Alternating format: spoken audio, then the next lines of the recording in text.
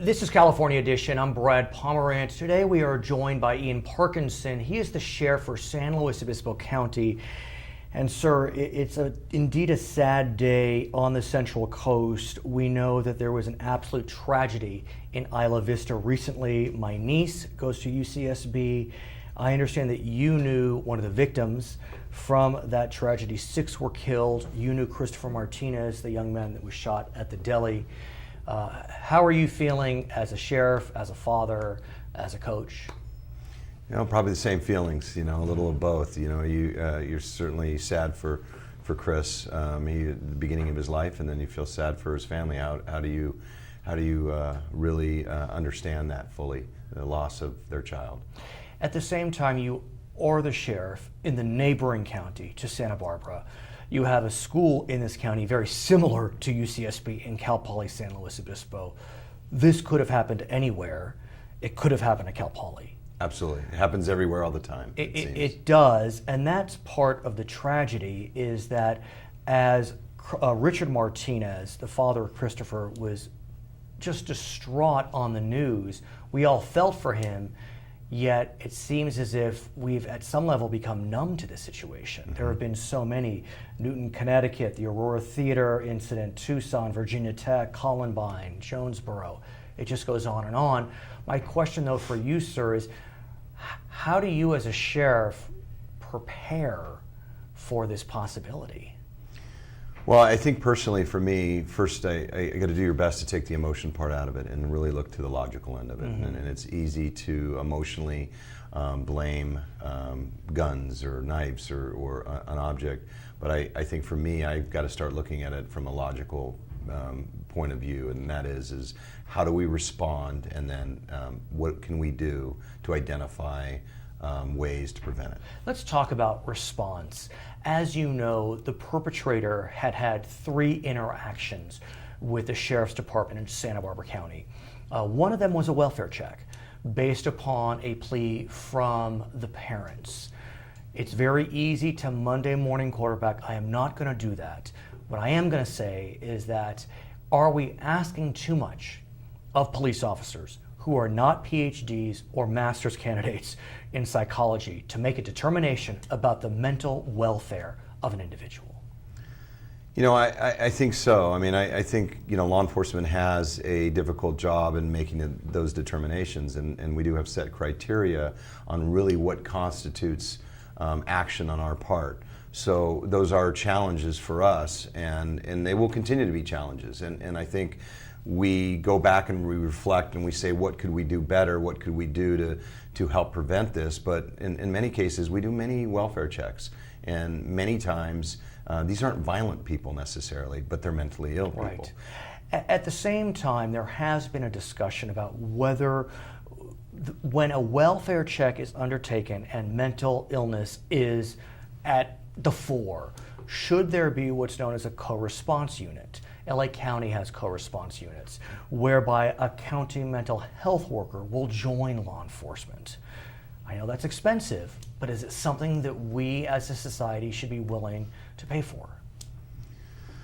Well, I would say I would take the money part out of it for a minute. Fair enough. Because let's just say, will it work? And is it something that will help prevent this? And so I would say, money aside, I think we all agree that you know, a child's life is worth Right. any amount of money. It's invaluable. So I think the way, you know, I would say is, could they detect this behavior? Could they predict it? And let's talk more about that when we come back. For our viewers on HLN, I want to thank you so much for joining us. For our other viewers, we'll be right back with Sheriff Ian Parkinson. And sir, that begs the question. And the question is, could the officers detect the mental frailty of the perpetrator? If you watch the videotape, if you read the manifesto, this young man was disturbed, but in my opinion, brilliant. Probably his downfall. And so even if you had a PhD psychologist, psychiatrist, whatever it is, with the officers, is this something that we should expect that can be ferreted out?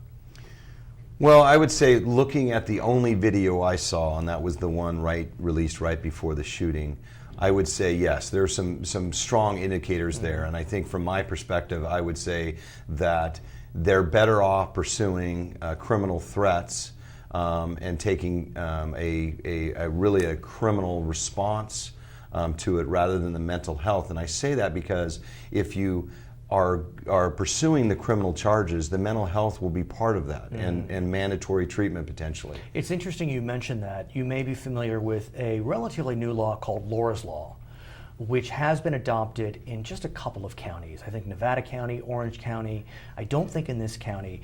And what I understand is Laura's Law allows law enforcement to mandate mental health treatment. Yes. Where are we, if you know, on the implementation of Laura's Law in SLO? Well, funny you mentioned that. I'm having a meeting coming up in the next couple days with mental health representatives. I've done extensive research over the last year and a half on Laura's Law, and I think on face value it looks something that is very worthwhile. I think when you contact some of those counties and how much it's been implemented, it's not necessarily been implemented as much as we would think it is. So I think there's value. Any solution is of value, and I think that's what we're faced with. It's a multi-tier approach to solve this problem. You can't solve it with one regulation or one method. We also know that when the officers went to visit the perpetrator during this welfare check, for whatever reason, they were not in possession of the following information, that being that the perpetrator owned 3 guns legally. Senator Steinberg, the Senate Pro Tem in Sacramento, believes that maybe we should have a law which mandates that when a welfare check is undertaken, the officers be in possession of legal information about legal ownership of guns. What's your sense on that? Well, and that in itself, I don't see as a problem. I think that is good, valuable information. What specifically happened in this case in Santa Barbara, I really don't know the specific details, but I can say, speaking for my agency, that would be something that we would want, and we would require that the dispatcher, check for the deputies responding to a call like this. Is that standard procedure now in SLO County? Yes. Okay. I also want to ask about another piece of legislation pending, and it is known as the Gun Violence Restraining Order, being proposed by Nancy Skinner and Doss Williams. Mr. Williams is an assembly member from Santa Barbara County. And this would allow friends and family of an individual to seek that law enforcement obtain a restraining order preventing gun ownership or purchase of an individual they believe is a risk to themselves or others. It's a big step. Mm-hmm. And probably a good step. I mean, I would say in general, anything we can do to help prevent these is a step in the right direction. I think in this particular case and what I've read on it, I think procedurally we'll have to figure out how it'll actually work. But in many of these cases, and I think in the Santa Barbara case, you'll find that the family sees some of these things and they want help. These parents were crying for help. I mean, as you may have read, both parents, divorced by the way, drove up together while the incident was unfolding because they received the manifesto and the video, and I mean, it's just devastating for them. I do want to ask you though about whether we're so focused on mental illness that has it become a red herring? Because look, as I understand it, mental illness is but a small portion of those mentally ill that commit violent acts. Yes, and I think that is something we definitely have to keep in our conversation in mind when we discuss this. However, just using my county, this county, as a basis of discussion, 2/3 of our homicides that have occurred over the past since 2010 have been committed by people diagnosed with a mental illness. Right. And the weapons vary, and it's not always guns and it's knives, it's everything, similar to what you see in this particular case. So even though it's a small percentage, it's a very important percentage. You want to find the common denominator. His name is Ian Parkinson, my name is Brad Pomerance, and this is California Edition. What percentage of Americans suffers from a diagnosable mental disorder?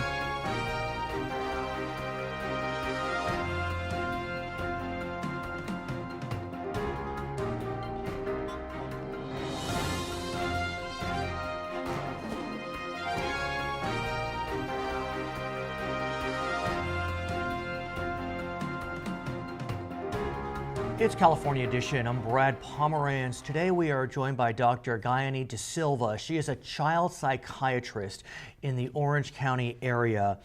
And there is no doubt, doctor, that we are hyper-focused in California on what happened in Santa Barbara, in Isla Vista. And I was reading that since the Sandy Hook catastrophe, massacre, there have been almost 75 school shootings. And that's in less than 2 years. Many of them committed by children, adolescents, you know, people who've just turned 18. Talk to us about it. Oh yeah, that's a devastating number and so scary, and it really brings to light the importance of how our children are making decisions, what's going on with them mentally, how they're getting access to guns, what's going on in the schools, how parents can intervene. I want to talk about children and their mental health. I understand that if you look at many of these perpetrators, that in their early years, kind of pre-puberty, many of them were happy-go-lucky. They hit puberty, they started to experience some disorganization, and by the time they're college age, many of them college-bound, they have descended into full-bore mental illness. Yes, well, that can be the course of mental illness. Usually there's some mental illness beforehand also. You do see it before middle school? Yes, as we learn more about psychosis and schizophrenia and depressions and mood disorders and anxiety, we can start to detect some issues early on. Right. So let's talk about what we can do as parents. When we look at the Isla Vista situation, it's hard to deny that the parents of the perpetrator were very much on top of their son's mental decline, yet they still could not prevent the tragedy. They were driving up to Santa Barbara from Los Angeles as the tragedy was unfolding because he sent the manifesto. So, you know, you see the guilt that they're feeling. What can we do as parents if we start to see a child that we believe could be unraveling? Well, get them help, you know, is really the first. What does that mean, though? Well, that means to find a psychiatrist and find therapists and to get professionals involved. And that's really hard to do because there aren't that many child psychiatrists, and there are a few therapists around. And to really know how to navigate through the mental health system is very difficult. And we still have a lot of ways to go in terms of addressing mental illness in this country. What's so interesting about mental illness is that, you know, you can't touch it. You can't see it under a microscope. So there are still some folks that don't see it as a true illness, but just a deficiency, or you're not strong, buck up, figure it out. Right, that's so true. And but it is very much a biological illness. There are genetic links to mental illness. We're discovering more and more about that. It's very biological. It's actually neurobiological. What does that mean? Well, that means that the neurons and the neurotransmitters in your brain are imbalanced. There may be pathways in the brain that have developed through experience that are can be disorganized or lead to poor decision making or unsafe decision making. There are pathways actually that get developed that make it more difficult for people to resolve their feelings. At the same time, I think there is some fear amongst some parents of medicating a child, especially before puberty. But as I understand it, maybe that fear is not well-founded. Yes, I mean, we have very safe medications now for depression and anxiety. The SSRIs are very safe to use. And those are what we know, the Prozacs, the Zolofts, those are the kind of the traditional meds that we've heard about since the 80s and 90s. That's correct. Yeah. And what's also interesting about the SSRIs, as we know them, the Prozacs, is that they're not just for depression. No, they're for depression and anxiety. Explain the anxiety element, because I think that folks may not realize that those can be two distinct diagnoses. They can be co-occurring, but they really are different, and SSRIs are now appropriate for anxiety. So both depression and anxiety are mediated by the serotonin system. And there are some other systems too in the brain that mediate depression and anxiety as well. But serotonin is the one most commonly associated with depression and anxiety. And so your Prozac, Zoloft, Lexapro, Celexa, all those medications, they address they increase the serotonin in your brain. So they actually address the core symptoms of anxiety. They actually address this the disorder. And with anxiety, it's that the serotonin is not moving as it should between the neurons. Is that what's happening? There's not enough. And so it literally allows you more serotonin. It's not so much a happy pill per se. No, it's not a happy pill. It regulates the levels of serotonin in your brain. At the same time, I do think it's very easy for us to point to these 75 tragedies and say, aha, they're all mentally ill. Right. But we know that's not necessarily the case. That's true. Really, the risk of someone with mental illness perpetrating a violent act is the same as somebody without mental illness. It's about 4 to 5%. Right. The key is really intoxication. And I do want to go there because I do think it is critical for us to recognize that intoxication, whether one is mentally ill or not, plays a huge factor. You know, Tell us. It's almost 50% of all violent acts are perpetrated by somebody who is intoxicated. Alcohol, cannabis, methamphetamines, cocaines. Even cannabis, even marijuana. Even cannabis. You know, I work They in don't the put them to emergency sleep? Well, you know, I work in the emergency Yes. room at St. Joseph's Hospital in Orange, and I evaluate a lot of people on 72-hour, 72-hour The hold. 5150s. 5150s, exactly, for danger to others or danger to self. And almost all of them have cannabis on board. Really? They really Only do. or with other Sometimes with substances? others, but sometimes only cannabis. And then the next large group is with alcohol. Right. What about meth? And that's kind of the drug du jour.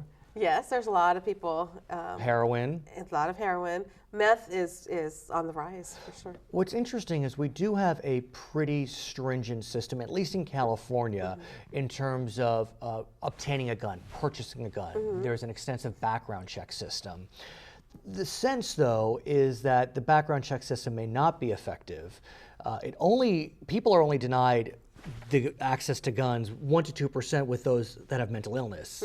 And so that can be a little daunting. You think, well, wait a sec, if only 2% of the people that are being denied have mental illness, are we performing the system in the best fashion?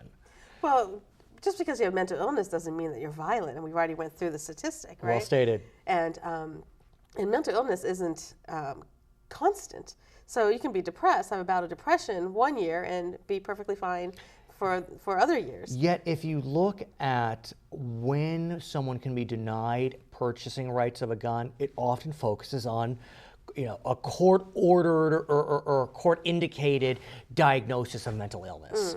Or that you were involuntarily committed to a mental institution. Those are reasons that you can be denied access to guns. Well, there are a lot of people that get placed on holds. I Right. evaluate a lot of holds. And sometimes they're put on holds because they're intoxicated and they're Right. making statements that they want to hurt people. For instance, I recently saw a gentleman who had come into the emergency room a couple of times, and he was most often on meth.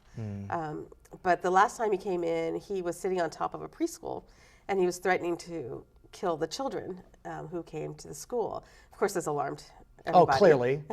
So the police came and took him and brought him to the emergency room. They placed him on a 5150 hold, and I evaluated him. I did not remove the hold because he was intoxicated with methamphetamine, and I waited about a day for the methamphetamine to get out of his system. And when he sobered up, he was quite calm, actually.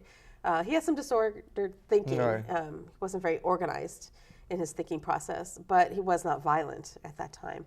So what my case manager and I did was find a living situation for him, a housing situation with a group, a program that would take care of his mental illness, his substance abuse disorder, and give him housing and help him. So there is hope. There is hope. But I'm wondering if we should be focusing not so much on a diagnosis of mental illness and denying access to guns, but convictions for certain drug offenses. Well, maybe, but this is the nice thing about Laura's Law, and Orange County finally adopting Laura's Law. And you'll have to come back and talk about Okay. it. Her name is Dr. Gayani DeSilva. My name is Brad Pomerance. This is California Edition. What percentage of school shooters plans their attacks in advance, as opposed to just snapping?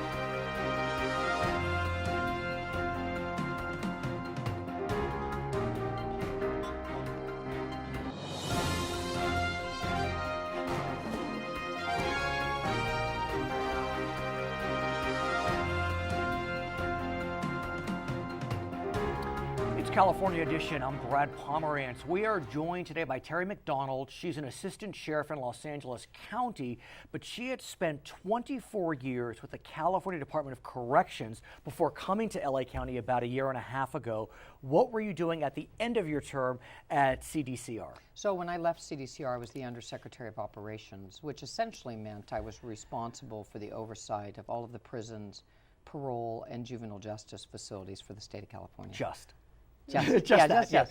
And what's interesting is you left at a time just as the state prison population was dropping because of, as you know, the Supreme Court ruling that required a contraction, and you went to a place, the county, where their prison population had to increase, or their jail population, had to increase. Right. So talk to us about seeing those two sides. So I started out my career as a correctional officer, and I worked my way up the ranks through the state prison system.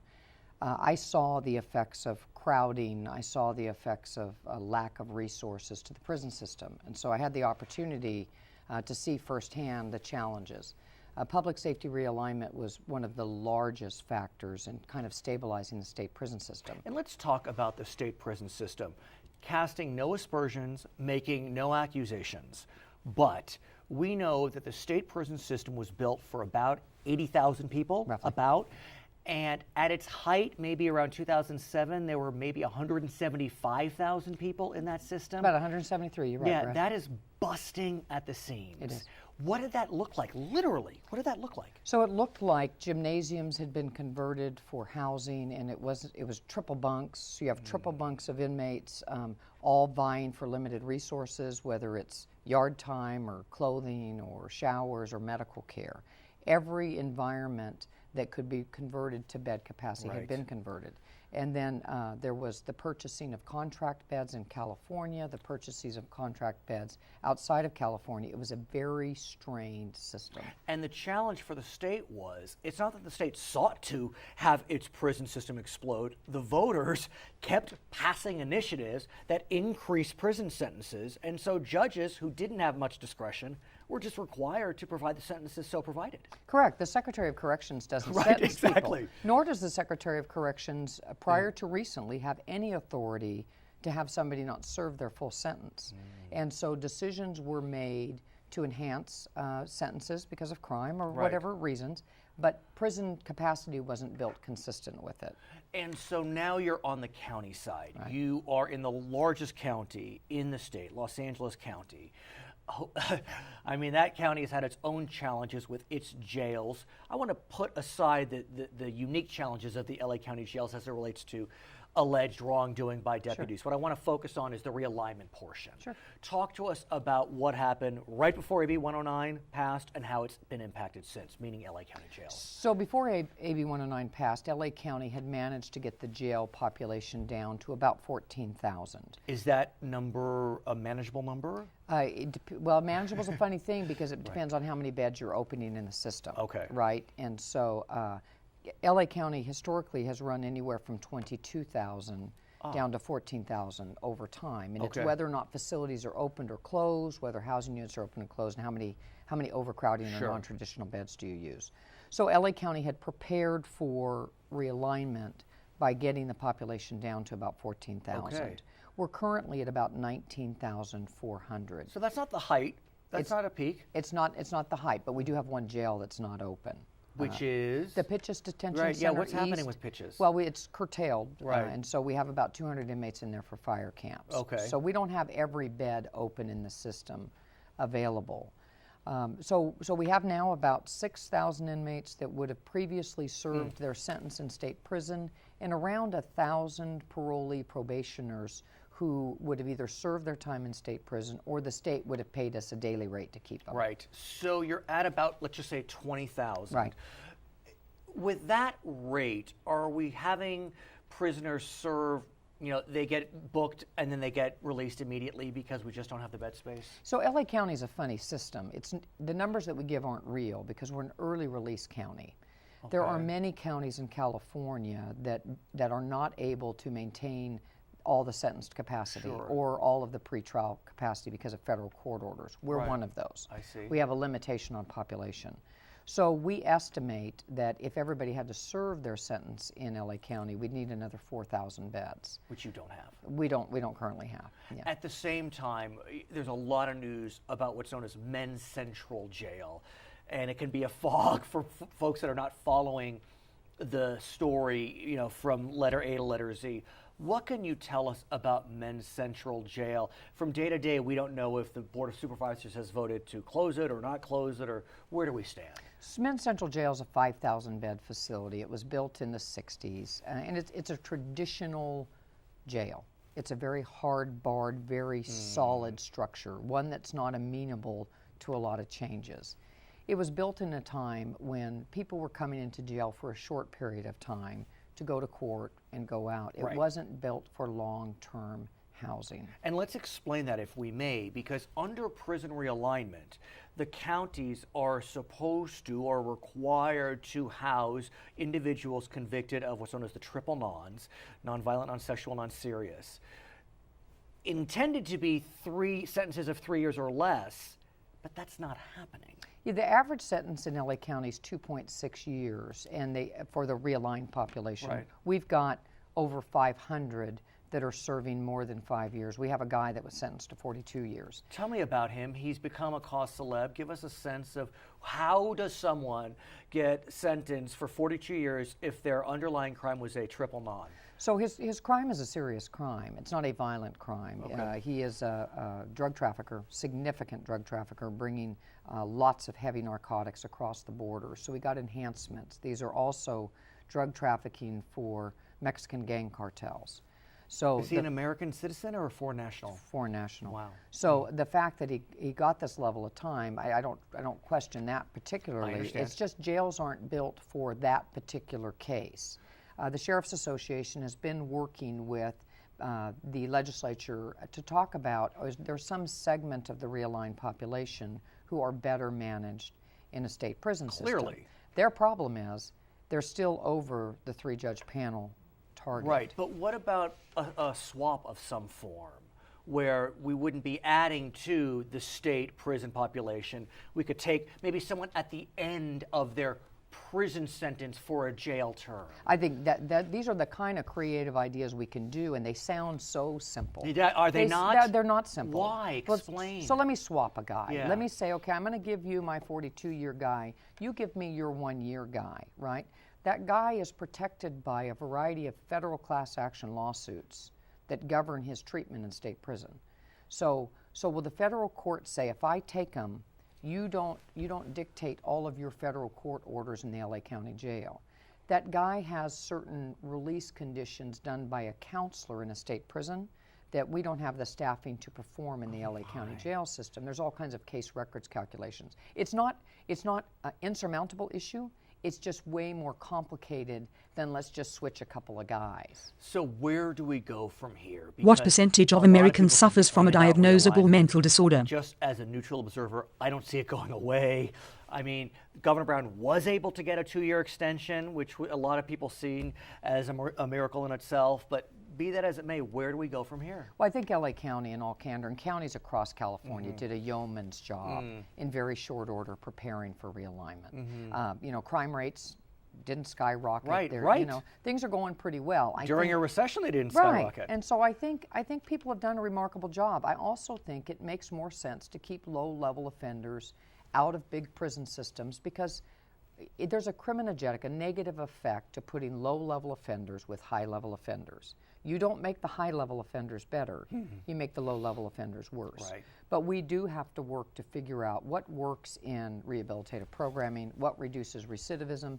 In LA County, we have to deal with what do we do with Men's Central Jail. These are complex issues. They don't happen overnight. There's lots of competing interests. You'll come back and tell us more? Yeah, absolutely. Her name is Terri McDonald. She is the Assistant Sheriff for Los Angeles County. Welcome to Los Angeles. Thank you. My name is Brad Pomerance. It's California Edition. That's terrific. Thanks, Brad.